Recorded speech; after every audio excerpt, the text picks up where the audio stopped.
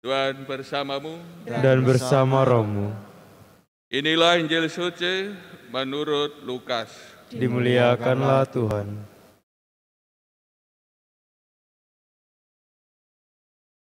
Pada waktu itu datanglah beberapa orang Farisi dan berkata kepada Yesus, "Pergilah, tinggalkanlah tempat ini, karena Herodes hendak membunuh engkau."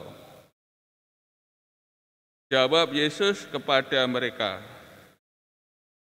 "Pergilah dan katakanlah kepada si serigala itu,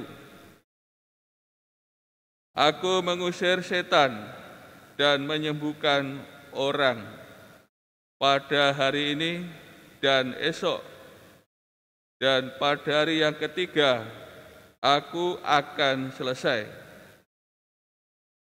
Tetapi hari ini dan esok dan lusa aku harus meneruskan perjalananku, sebab tidaklah semestinya seorang nabi dibunuh di luar Yerusalem. Yerusalem, Yerusalem, engkau membunuh nabi-nabi dan merajam orang-orang yang diutus kepadamu. Berkali-kali aku rindu mengumpulkan anak-anakmu, sama seperti induk ayam mengumpulkan anak-anaknya di bawah sayap, tetapi kalian tidak mau. Sungguh, rumahmu ini akan ditinggalkan dan menjadi sepi, menjadi sunyi.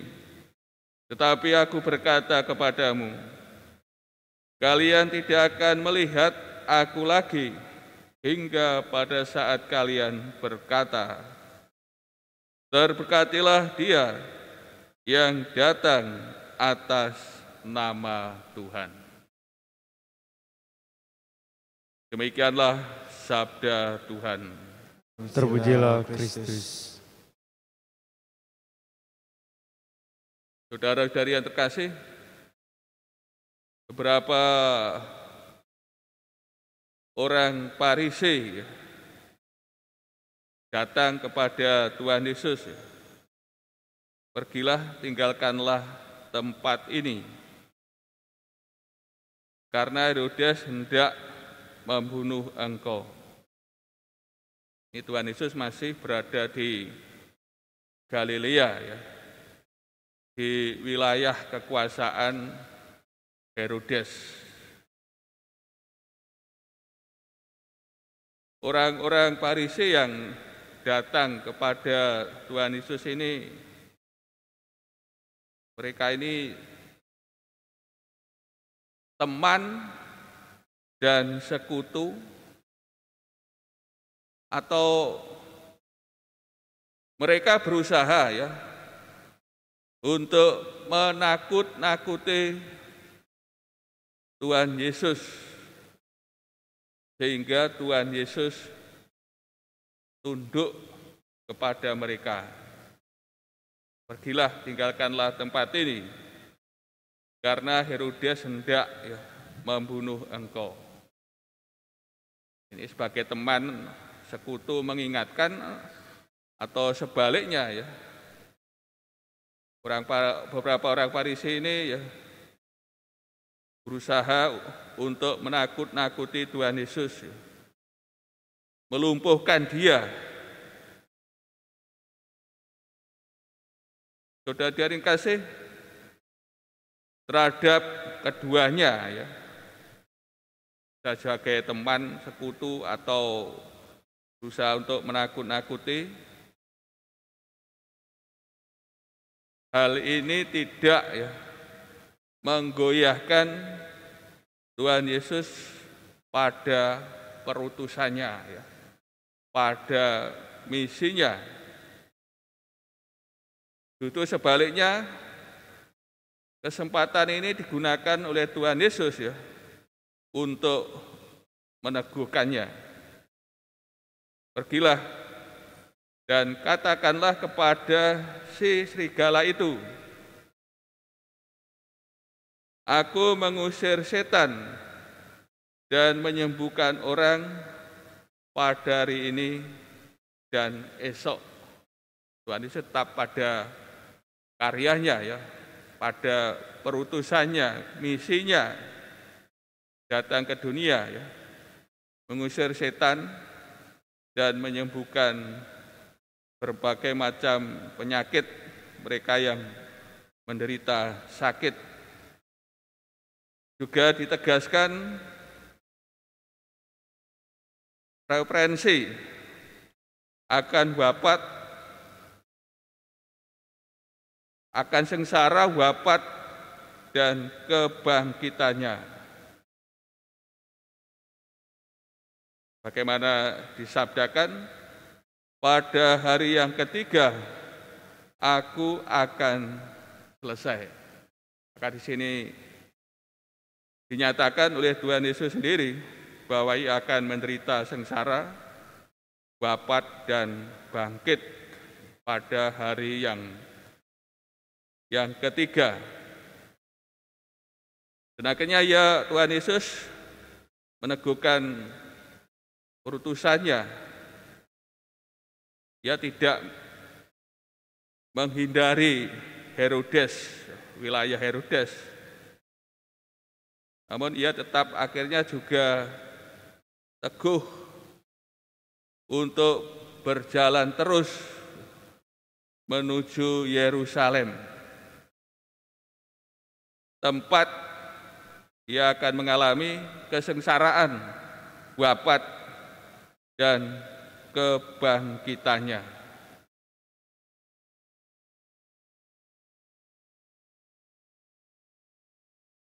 Kemudian saudara dan kasih ya, Tuhan Yesus meratapi kota Yerusalem.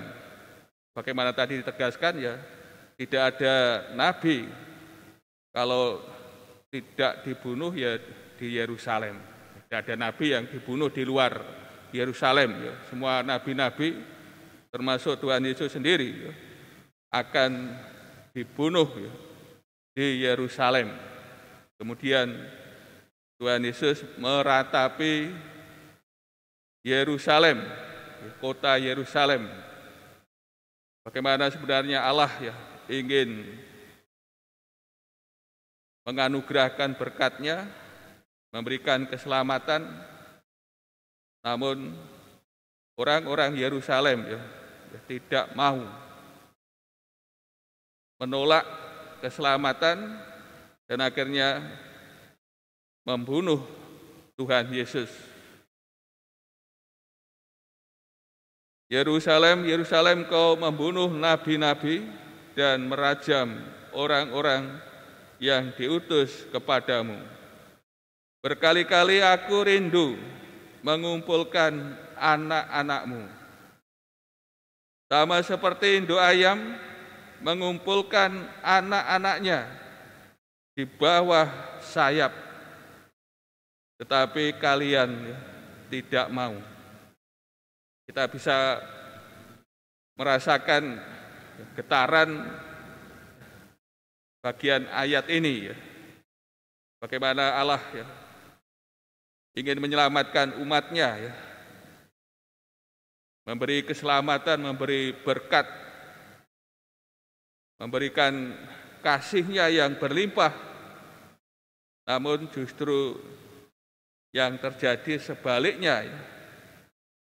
Umat-Nya menolak, bahkan membunuh Tuhan yang hadir, yang datang untuk menyelamatkan mereka. Dan akhirnya diramalkan Yerusalem akan ditinggalkan ya, dan menjadi sunyi. Hukuman terhadap penyaliban Tuhan, penolakan terhadap keselamatan, akhirnya kota Yerusalem dihancurkan ya pada tahun 70 oleh pasukan Romawi. Saudara yang dikasih, Melalui sabda Tuhan, kita para murid Tuhan Yesus senantiasa diberi teladan ya, soal keteguhan untuk selalu berbuat baik, menjalankan perutusan yang dipercayakan Tuhan ya, kepada kita. Bagaimana Tuhan kita ya, ada ancaman, ada godaan, tantangan, dia tetap teguh pada perutusannya. Bahkan sudah tahu dia akan dibunuh di Yerusalem, Tuhan Yesus tetap meneruskan perjalanannya dan akhirnya dibunuh di Yerusalem. Maka kita mendapat teladan ya soal keteguhan dalam berbuat baik, menjalankan apa yang dipercayakan Tuhan ya, kepada kita. Meskipun ada kesulitan, rintangan, hendaknya kita menyadari ya, akan keteladanan Tuhan kita yang tetap teguh terhadap perutusannya, melakukan apa yang menjadi misinya. Keteguhan kita untuk menjalankan tugas perutusan yang dipercayakan kepada kita tentu karena Tuhan kita yang senantiasa ya, mengasihi kita ya, menyertai kita dan memberi kekuatan, memberikan Roh-Nya sendiri, Roh Kudus yang akan membimbing kita, memampukan kita dalam bersaksi. Ini yang harus senantiasa menjadi kekuatan kita, para muridnya yang dipercaya untuk menjalankan tugas perutusan. Meskipun ada tantangan, kesulitan, hendaknya kita terus maju, karena Tuhan beserta kita.